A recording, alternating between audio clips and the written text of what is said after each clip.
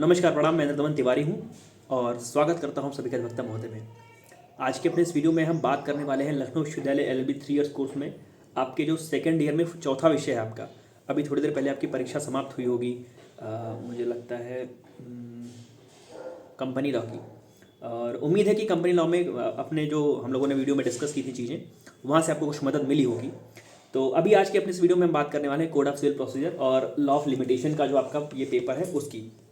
सबसे पहले एक बार हम लोग सिलेबस पे अगर निगाह डाल लें तो 4 आपकी यूनिट हैं और पहली यूनिट हर विषय की तरह सीपीसी में भी जो आपका इंट्रोडक्शन वाला पार्ट है वहाँ से है, और उसके बाद वहाँ पे डेफिनेशन क्लॉज हैं, डिक्री, जजमेंट और रिटन स्टेटमेंट, इसका सबका मतलब क्या है, और रेस सब्जुडाइस, रेस सब्जुडिकेटा करके जो कुछ विशेष कंसेप्ट हैं, और सिविल नेचर की सूट कौन सी होगी, कैसे आपको पता चलेगा कि इस मसले को हम सिविल कोर्ट में ले जा सकते हैं।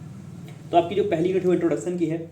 दूसरी यूनिट आपकी जो सूट के इनिशियल स्टेप्स हैं। सूट के इनिशियल स्टेप्स का मतलब कि पहली चीज़ तो कि किस जुरिस्डिक्शन में आपको सूट फाइल करनी है, कौन सा प्लेस है जहाँ पे आप सूट अपनी फाइल करेंगे, इंस्टीट्यूशन ऑफ सूट, सूट के इंस्टीट्यूट करने के तरीके, प्लीडिंग का मतलब क्या होता है, उसका ऑब्जेक्ट क्या होता है, प्लीडिंग के रूल क्या हैं, ये सारी बातें।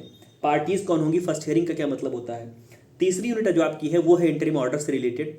उसमें आपके पास commission, arrest before judgment, attach before judgment, जो टेम्पोररी इंजंक्शंस हैं वो interlocutory order, receiver, security of cost. उसके बाद जो चौथी यूनिट है suit in particular case, suit by और अगेंस्ट गवर्नमेंट है, सूट बाय इंडिजेंट पर्सन है, इंटरप्रीटर सूट है, समरी प्रोसीजर है और पब्लिक न्यूसेंस से रिलेटेड सूट है। तो इन चारों यूनिट पे अब हम बात करेंगे एक एक करके कि आपके लिए जो 10 सवाल बड़े आने वाले हैं वो क्या हो सकते हैं। सबसे जो पहला आपके लिए ज़रूरी सवाल है, सीपीसी का जो इंट्रोडक्शन वाला जो पार्ट है वहाँ से जो ज़रूरी सवाल है उसमें आपके लिए जो डिक्री शब्द है, डिक्री बहुत ही महत्वपूर्ण भूमिका निभाता भी है, और डिक्री का जो कंसेप्ट है, डिक्री की जो मीनिंग है, उसका अर्थ है, जो डिक्री को लेकर के मतलब काफ़ी व्यापक स्थिति है। तो पहला सवाल आपको डिक्री की डेफिनेशन देखनी है। डिक्री के डेफिनेशन के साथ डिक्री के जो एसेंशियल एलिमेंट हैं वो देखने हैं।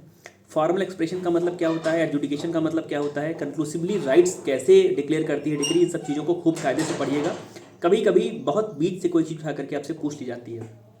डिक्री जब आप पढ़ रहे हैं तो डिक्री के साथ डिक्री के काइंड्स आपको पढ़ने हैं कि प्रीलिमिनरी डिक्री का मतलब क्या होता है, फाइनल डिक्री का मतलब क्या होता है, कौन सी डिक्री में क्या ऐसी चीज़ है जो ऑर्डर में नहीं, जजमेंट में नहीं है। मीन्स कि डिक्री में, ऑर्डर में और डिक्री में, जजमेंट में आपको अंतर भी देख करके जाना है।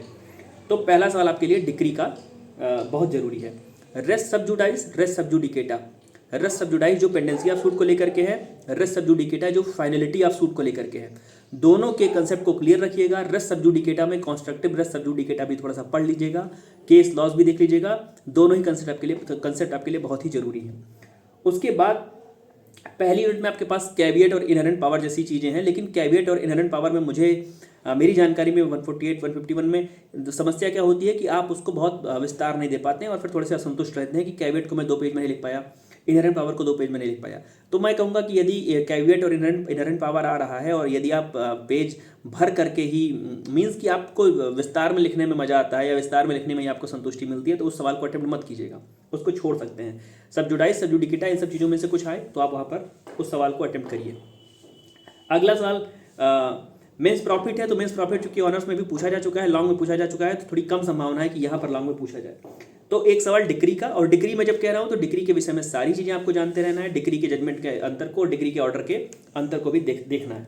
उसके बाद जो सेकेंड यूनिट है जहाँ पे इनिशियल स्टेप्स ऑफ सूट है कि सूट की शुरुआती स्टेजेस क्या होंगे, वहाँ पे आपके लिए सबसे जो जरूरी सवाल है और बड़ा ट्रेंडिंग है, बड़ा मतलब उसका फैशन है पूछने का, प्लीडिंग।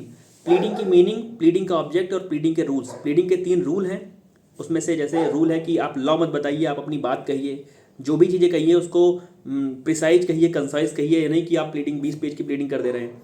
तो प्लीडिंग के जो रूल्स हैं उस रूल में आप तीनों रूल को भी जानते रहिए, और हो सकता है कि आपसे कोई एक ही रूल आपसे लॉन्ग में पूछ लिया जाए।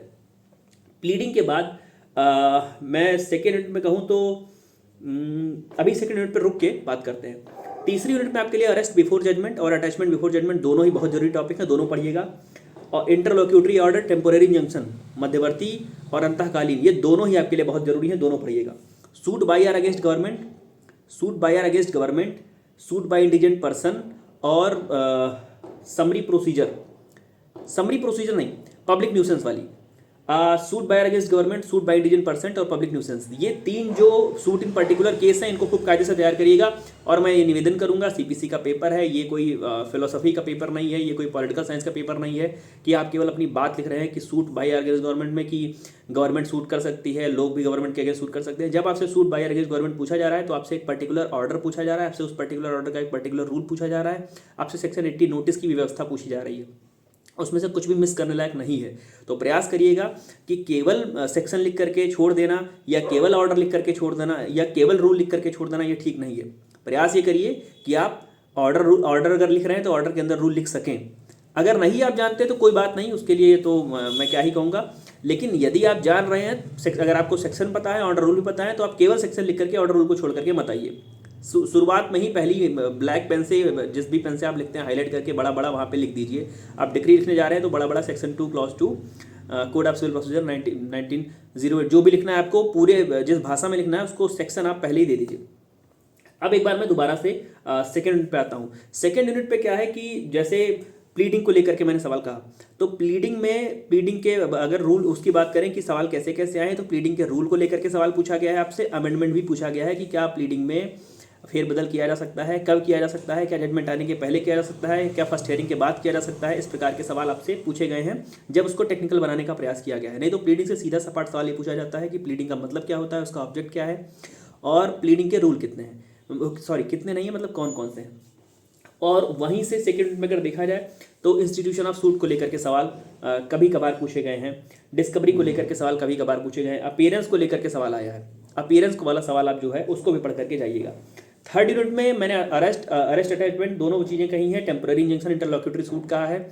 साथ ही साथ आपको जो वहाँ पर रिसीवर और कमीशन है, कमीशन का गठन किस स्थिति में होता है और कमीशन के पास पावर क्या है, ऐसी चीज़ें। रिसीवर के पास भी सेम वही चीज़ है कि रिसीवर की स्थिति क्या है, उसके पास पावर क्या है, उसके फंक्शन क्या होते हैं, पोजीशन क्या है, इस प्रकार के सवाल। तो प्रयास ये करिए कि आप यूनिट 1 से जब आप देखना शुरू कर रहे हैं, तो पहला डिक्री में, जजमेंट में, डिक्री की डेफिनीशन, उसके एसेंशियल, उसके जो भी उसके आवश्यक अवयव हैं, तत्व हैं, डिक्री को कैसे ऑर्डर से, कैसे जजमेंट से उसको अंतर किया जाएगा, पहला सवाल। दूसरा सवाल आपका जो रेस सब्जुडाइस है, दूसरा सवाल। तीसरा सवाल आपका अरेस्ट अटैचमेंट बिफोर जजमेंट। चौथा सवाल आपका टेम्पोरेरी इंजंक्शन इंटरलॉक्यूटरी ऑर्डर से। पांचवा सवाल आपका कमीशन। छठा रिसीवर। सातवां सूट बाय अगेंस्ट गवर्नमेंट। आठवां सूट बाय इंडिजन पर्सन और पब्लिक न्यूसेंस वाली सूट। मुझे लगता है कि यहाँ से चीज़ें आपको मिल जाएंगी।